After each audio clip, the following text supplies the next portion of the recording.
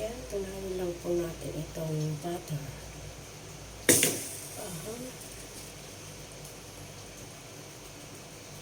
Ay, mukhang marami. Kailangan.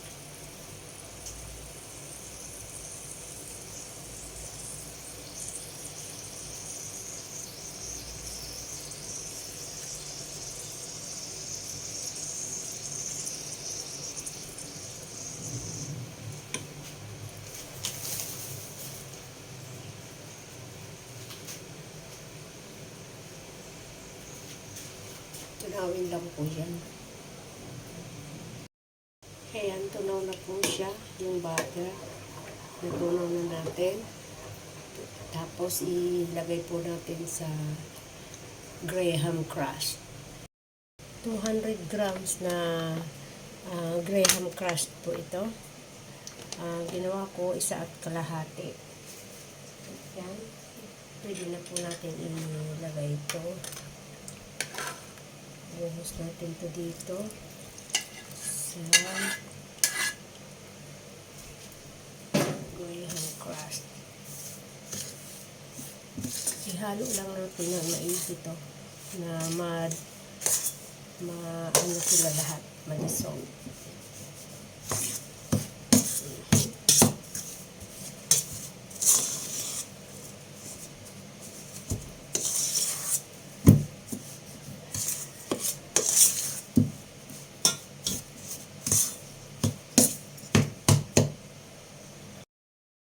Ayan po, nahalo na natin na ano na lahat, yung Graham crust. Pwede na natin ilagay dito.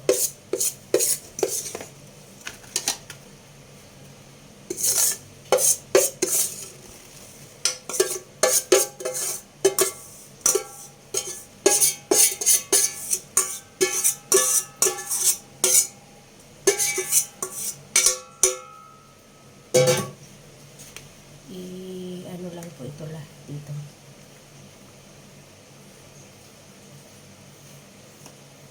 Malaki po ang lalagyan ko, wala po akong maliit.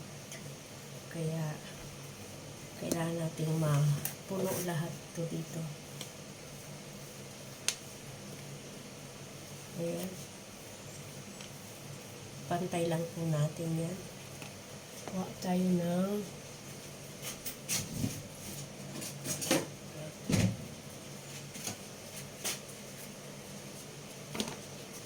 spatula.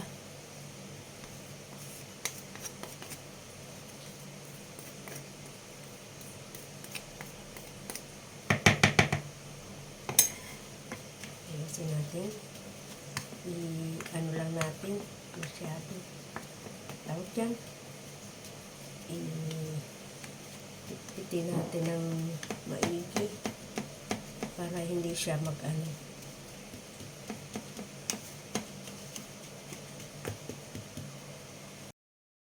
Ayan, ano na po natin, napantay na natin. Tapos, medyo malamig-lamig na.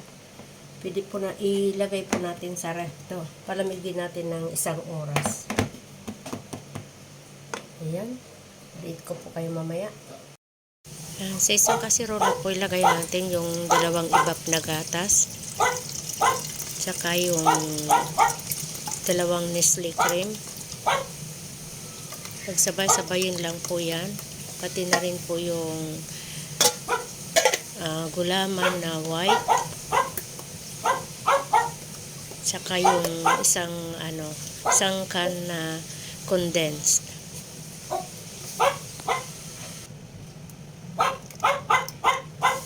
Shout out po sa lahat ng mga friends natin dyan. Mga whitey friends natin. Shout out po sa inyong lahat. Hindi na po ako mag-isa-isa.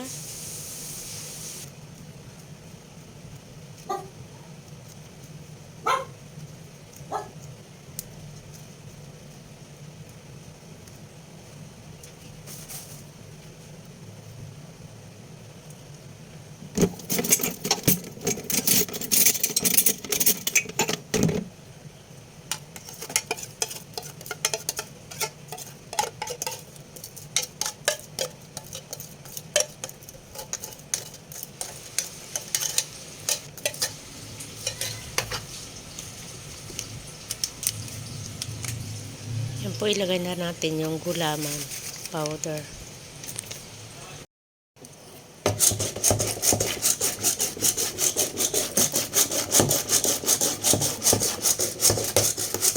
Mix lang po ng maigi para matunaw yung ma-dissolve yung gulaman powder.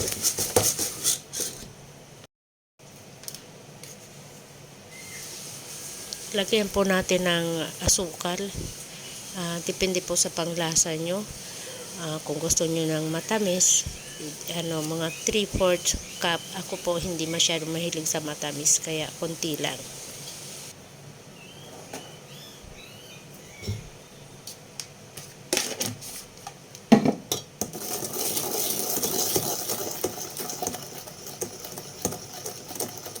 Yan, tunawin lang po yung asukal.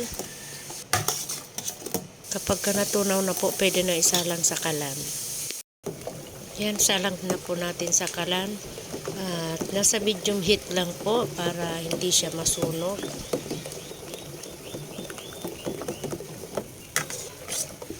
Haluin lang po ng maigi. Huwag po nating titigilan para hindi siya magbuo-buo.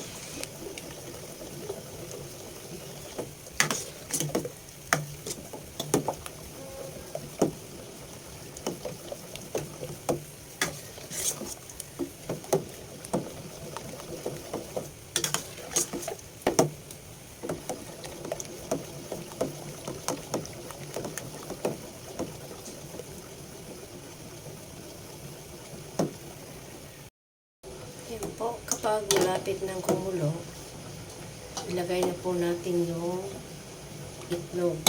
3 itlog po ito. Batiin lang po ng maigi. Yan. Ilagay na natin yung itlog.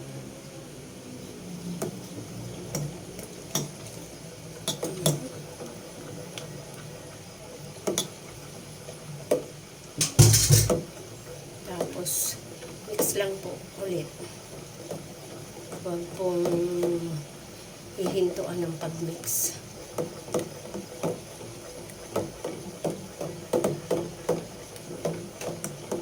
Para pag hininto mo kasi yung pag-mix, magbubuo yung itlog. Kaya kailangan dire-diretso lang yung paghalo.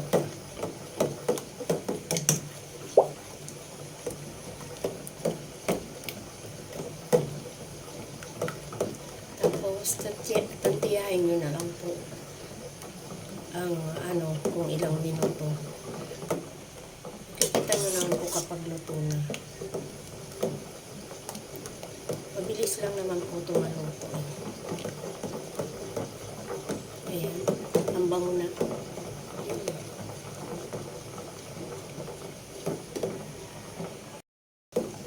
Ayan, malapit na siyang kumulo. Kapag kumulo na po, pwede nang patayin ng apoy.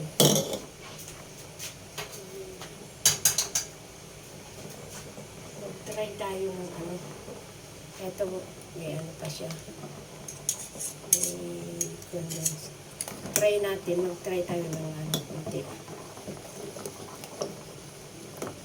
Ito nyo. Ang bilis, matigas na agad. Yummy. Tama-tama yung yung tamis niya. Hindi siya sobrang tamis. Yan. Pwede na pong patayin yung apoy. Yan. Tapos ito na po yung pinalamig natin. Nilagay natin sa ref na graham crust. Pwede na natin ilagay ito.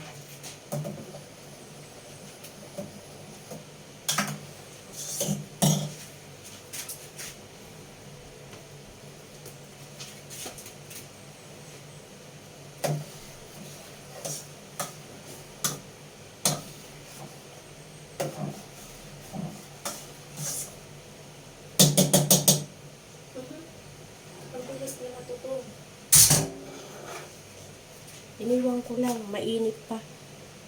Na agad. May sunog agad sa ilalim. Ayan. Kaya natin guys. Ayan, pasensya na medyo mabilis may nasunog agad doon. Malakas yung ay mainit pa kasi yung yung kalan.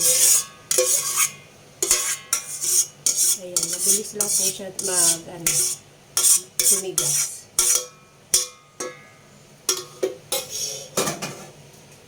Okay. Hintayin lang po natin na siya. Hops, nagbubble siya. Kunin natin yung kutsara. Wala pang tubig na po. Ito na lang. Alisin natin yung Yan. Okay na siya. Hintayin lang natin na siya tumigas. No. Ayan. Ayan po, may siniprate po ako na Graham crust. Lalagay lang po natin ito dito.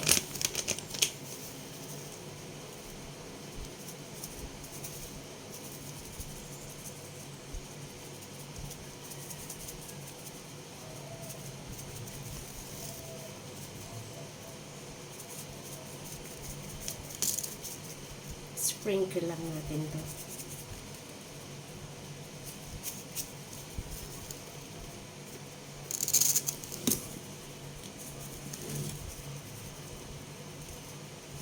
Roy, natapon. Ayan, ipusin na natin.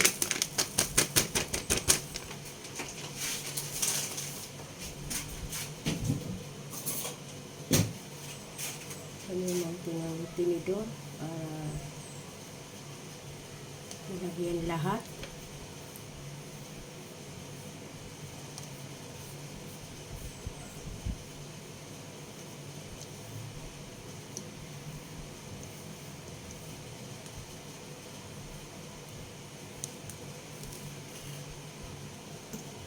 Ito na po ang ating Graham jelly cake. Yan, tapos na po siya. Pwede na po siyang palamigin, ilagay sa ref. Ang laki. Yan. Ready to pag malamig na po, pwede nang ilagay sa ref. Mainit pa, hindi pa pwede. Ayun.